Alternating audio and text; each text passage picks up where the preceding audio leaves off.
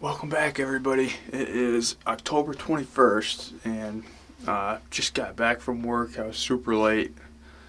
I didn't want to go into any of my good spots this late, so and it's possibly going to rain this afternoon, so I'm in a nice hunting shanty where I'm going to stay dry. You guys all know this spot really well already. I've hunted here a few times. We got a bunch of brassica right out here in front, and we got some corn that's been knocked down right here. I'm looking for possibly a big doe. If a big doe gives me a good opportunity tonight, I'll let an arrow fly. One of the other cool things about this spot is there's been a group of longbeards that have been coming out here, and I would gladly shoot longbeard. It's turkey season, so we'll see. Well, we've got our first little deer out of the evening.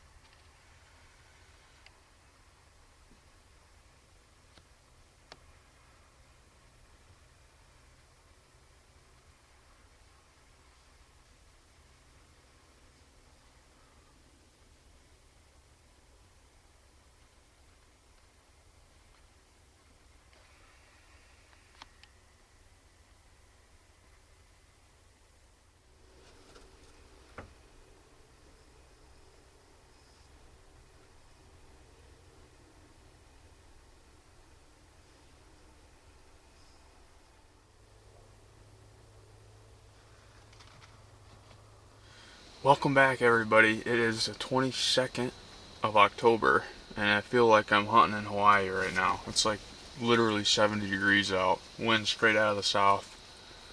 Not anticipating much tonight at all.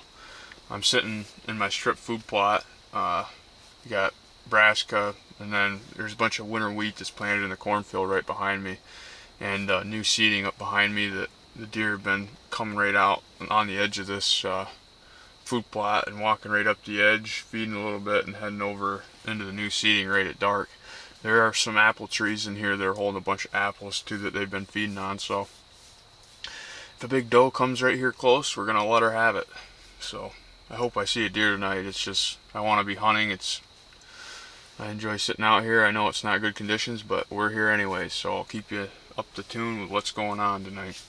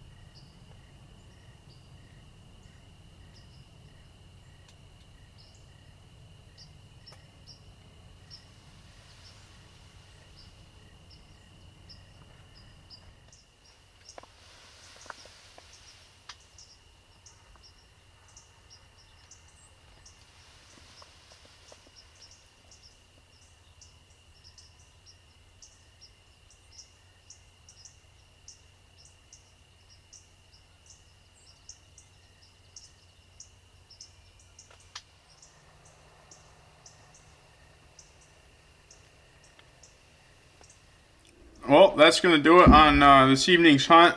I had two mature doe that came out at the end of the food plot and worked their way down, but somehow they knew I was in that blind. I have no idea how. Wind was right in my face. All I can figure is they might have been bedded right off the edge and heard me get into the blind, so they knew something was up with it. I don't know.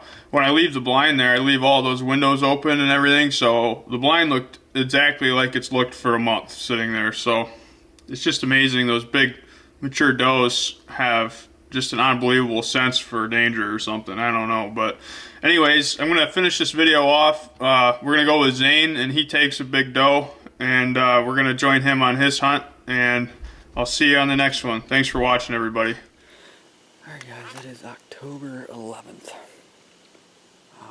I hunted this same spot the Friday night. Got in the laid up changing tires, but I was climbing a tree just literally 15 yards from the tree I'm in tonight. And I figured all the deer would come right up this little finger that runs out between and comes out through a hayfield to a cornfield.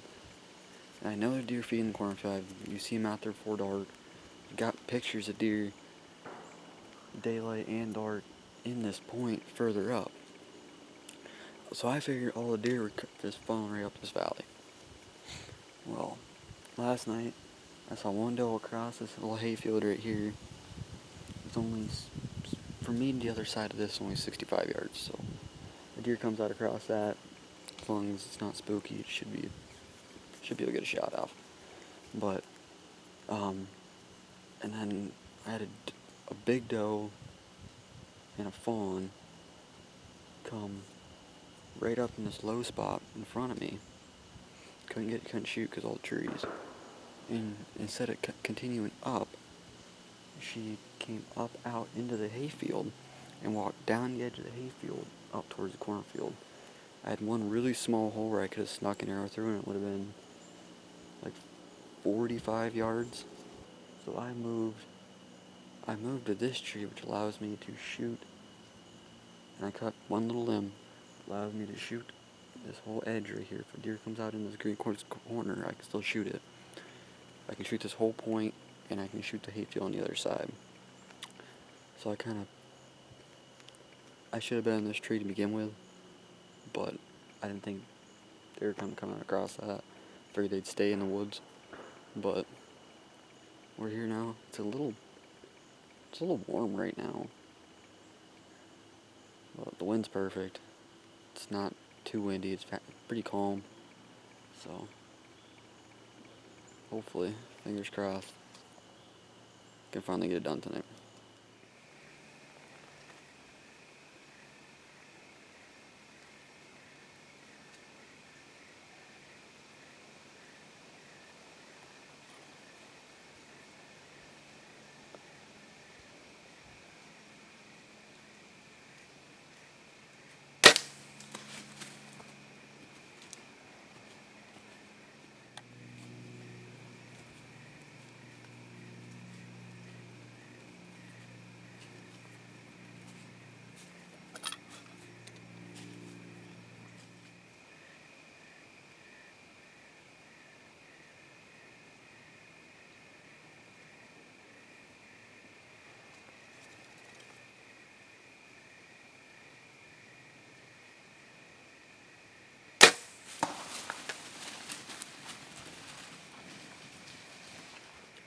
Alright, you guys just saw, I don't know what I did that first shot. 45 yards, broadside, shot, over top of her back. But another doe, right here, she came back down, I had her 20 yards, couldn't get a shot. Also look back up, that doe's coming back. She comes right back to where I missed her the first time. Stop, I'm pretty sure she was smelling the arrow I missed her with. And I just 10-ringed her. Solid pop. I'm pretty sure she's down right over here. Oh my god.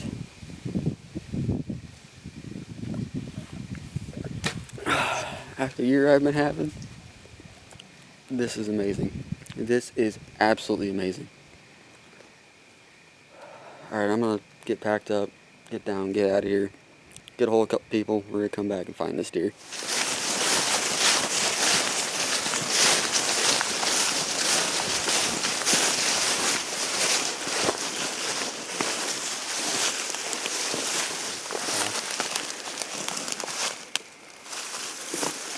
That way, that way. Good shot, buddy. Better than the first shot.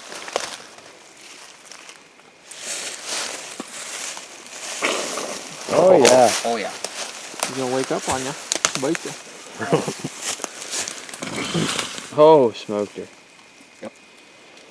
That's the entrance. Did that one.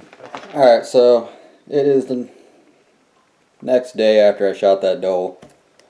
And I realized afterwards I completely forgot to do an outro. So, changing broadheads after that ordeal with new broadheads. And I figured I'd do an outro while I do it. So I was sitting in the stand. Didn't really see anything all night. It was pretty quiet. A little warmer than it was the night before that I hunted there. But right before dark I heard deer walking. And I couldn't really see them, but I knew where they were going. They're going right down the same trail I did before. Sure enough, looked down, big doe, two small ones behind her, and another big doe.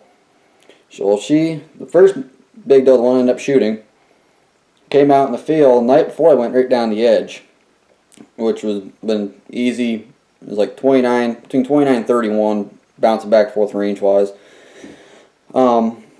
Chip shot. And she came out in the field, instead of going down the edge, she went out to the middle and started going up it. Well, I knew my far distance, I knew my close distance. I didn't take the time, the 30 seconds it would take to range her quick, which is something I should have known better than do, but I didn't do it. So, there's lessons that can be learned from this hunt. She came out through the hole. I had two different big openings I could shoot out in the field through. And she came into it, stopped, came to full draw. I had my pin set for 40. I held a high on her, like just blow her back, because I thought she was close. I thought she was like 50, somewhere right in there, and I know how far I have, or how high I have to hold with set at 40 to hit at 50. I've practiced it enough. I know how to do it. I know where I need to hold. So I held high, shot, arrow went right over her back. So then I was confused and honestly rather upset with myself.